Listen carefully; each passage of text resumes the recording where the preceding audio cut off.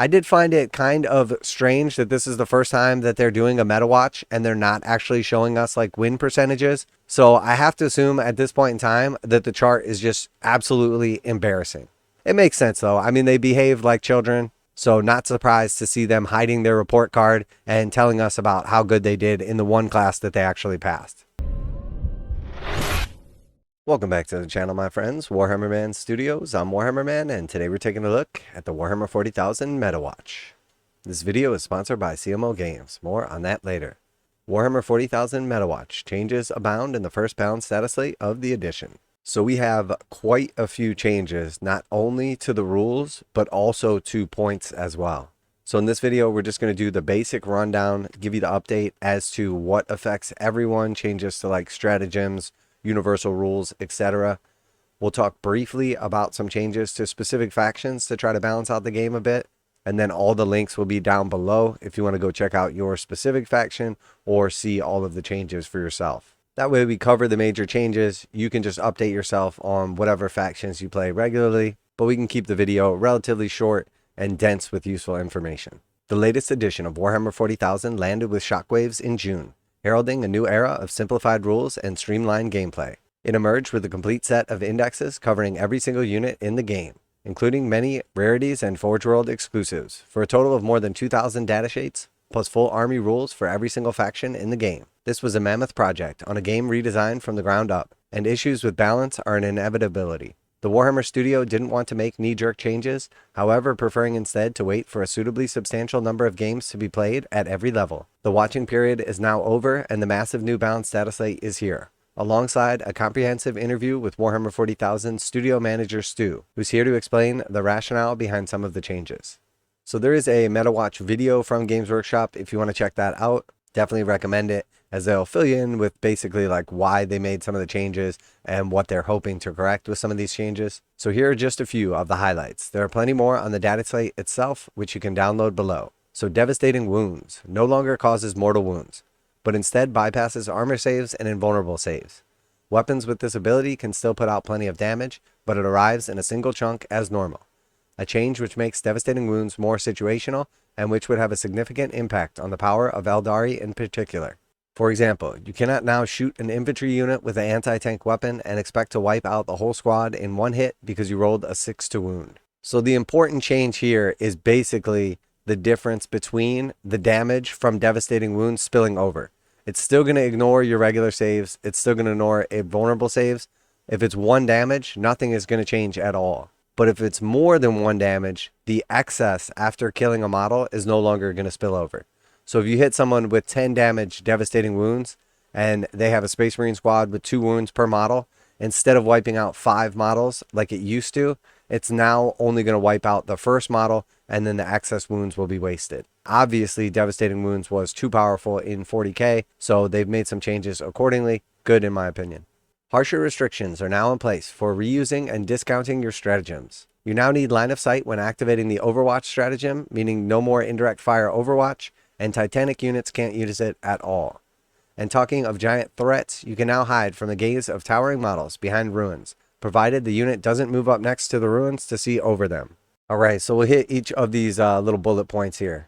So first off, with the reusing and discounting stratagems, it was getting a little excessive with some of like the special abilities like Space Marine Captains that allow you to duplicate stratagems you wouldn't normally be allowed to use multiple times in a phase, and then also giving you the ability to do them either discounted or free. So they've toned that down a little bit, and they've also restricted those stratagems when they affect multiple units.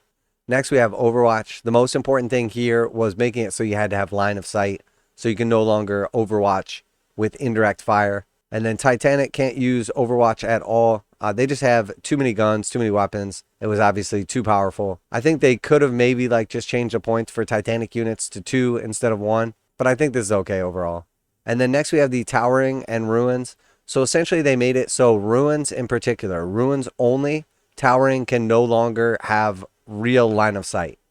So before, the issue was with Towering is that everything else would have their line of sight blocked. If you were behind a ruin, even if it had some windows where you could actually see a model, it was still blocked. But with Towering, you ignore those rules and still use the actual line of sight to determine eligible targets. And this was problematic because most terrain has some kind of like windows or slits or something like that. So it was making it very, very difficult to stay out of line of sight from Titanic units. So the idea here is that that is fixed, but if the Titanic unit moves up to the piece of terrain to where it's actually taller than it and can see over and down, it can still shoot at you. So they've nerfed Titanic to some degree, but still made it so it has some cool benefits. It is worth note, even though we don't see many flyers, that the flyer targeting rules are still the same. They did not see any changes. So in my opinion, Titanic got a little bit worse. Flyers got a little bit better. Many factions also see changes to their army rules or detachment abilities. Genestealer cults are no longer infinite. Their units must now always make a dice roll to return, including battle line squads. So this is a important change. Obviously, it was a little bit too much for Genestealer cult to just automatically get everything to come back when it died. So now you're going to have to roll on it. So there's a +1 if it's the first or second battle round. So if it's early in the game, you're more likely to get reinforcements if they get smoked too quickly. But it's no longer just a guaranteed throw your resource at your opponent and then when they kill it, you get a new one, which I think is a good change. Imperial Knights have been outperforming Chaos Knights, so now only the Armiger Squires in Imperial Knight armies benefit from the Bondsman abilities. So previously you would pick one of your big knights and then he would have his little squire and you had abilities that buff the two of them. Now the abilities will only buff the squire, the Armiger, not the big knights. On the buffing end of things, a Death Guard get a whole new aura ability, which you can choose and tailor to your opponent. So Death Guard now has multiple options for what exactly their contagion ability does. You can take away from your opponent's armor save. There's a couple different choices. Overall, pretty cool. I think everybody in Death Guard just wants to see some kind of like feel no pain, disgustingly resilient, -1 damage, like just anything. I don't know why Games Workshop is too stubborn to do it. Maybe they just think it's going to be too powerful. But I think the durability makes up for just how slow they are. And while I do like these changes, it's definitely going to help Death Guard. I'm just not sure it's going to be enough to make a difference. Leagues of Votann, meanwhile, get a boost to Judgment tokens. So for Leagues of Votann now, and keep in mind that a lot of these factions that are getting buffs here also have massive points reductions as well, including Death Guard and Leagues of Votann. But with the leagues now, at the beginning of the battle, you're going to select a few units, and those units are going to start with multiple Judgment tokens on them. And then you're still going to be incentivized to wipe those units as quickly as possible to gain some command point benefits. So it's a welcome buff to the actual rules, but I think the majority of the positive changes are realistically coming from the points reductions. And then we have Adeptus Mechanicus have reinforced the armor on their Skitarii foot soldiers. So now your basic like Skitarii troops have a 4+ save and a 5+ invulnerable save. So it's going to make very, very little difference in the actual game terms. The majority of their changes, again, are going to come via the points reductions. And then finally, some powerful units have their numbers capped, including certain squads of Adeptus Custodes and Space Marine Desolation squads. So this, for me, is by far the worst change that they made. So you can now only take Desolation squads in 5s, and your big like blocks of Custodi squads are no longer an option as well because they're restricted to like 4 to 5 per unit. So I get what they're doing here. They're obviously trying to like nerf stratagems without actually nerfing the stratagems. But the issue here is clearly that if you put a character in a unit to buff them, or you use some other ability to buff them, that if it's 5 guys, it's not that big of a deal. But when you start stacking multiple buffs on 10 guys, it just gets to be too much. Either too much damage output or too much durability, etc. So it is definitely going to nerf Desolation squads pretty good, because part of the benefit of the Desolation squad was obviously using stratagems on them and having 10 models. And same with Custodes as well. They're going to be far less durable and far less damage output wise. You're also going to be able to kill characters that are attached to these units a lot easier, because it's going to be half as many bodies to get through to kill that character. So we'll have to see how these changes work out, but this was a pretty big nerf for Adeptus Custodes in general. And then also, I think we're going to see a lot less Desolation squads.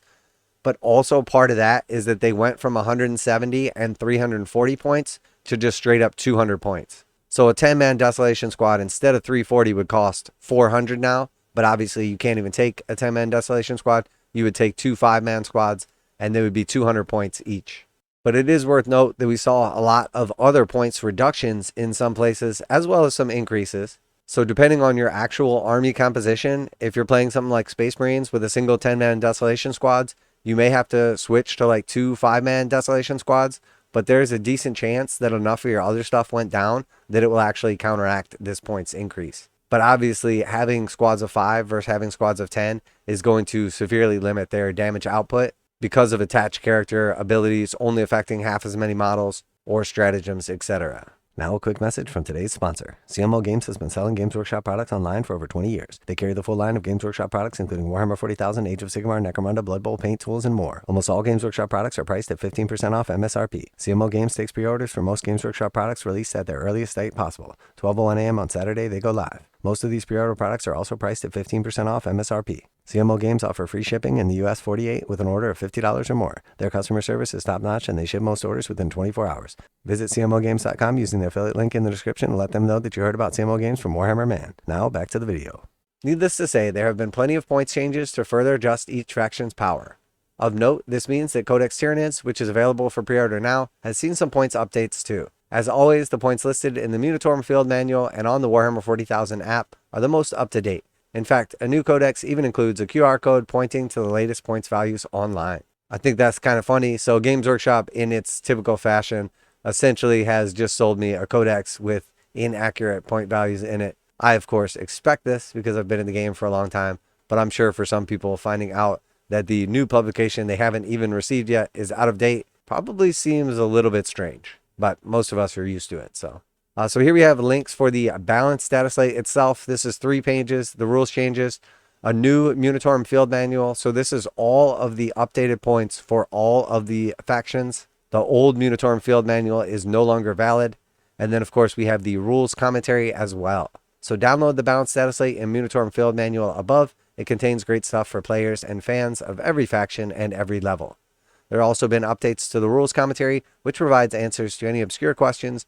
The new additions are in the red to make them easy to find. So in my opinion, everybody should go look at the balanced Dataslate and see how that affects you specifically. And then you can focus in the Munitorum Field Manual on your actual army. And then if you have any questions or anything like that, it's worth popping in and seeing the changes to the rules commentary as well. And as they noted, all of the changes are in red. But I think you'll find in general that if your army was strong, if it was winning a lot of games, that it's going to have a lot of points increases and some rules changes. And then if your army was terrible and at the bottom of the tier list, not only will you get some minor or major rules adjustments, but also you're going to get a lot of points adjustments as well. So let me know what you think down below about the changes. How is this going to affect you and your armies? I did find it kind of strange that this is the first time that they're doing a Metawatch and they're not actually showing us like win percentages. So I have to assume at this point in time that the chart is just absolutely embarrassing. I don't know why they wouldn't at least display the Metawatch and say, hey, things got broke pretty quick, but don't worry, we're going to fix them. Instead, them not even showing it all is kind of just Games Workshop like pointing in a different direction and saying, hey, look over there. So I would have liked to have seen the actual win percentages from Games Workshop here.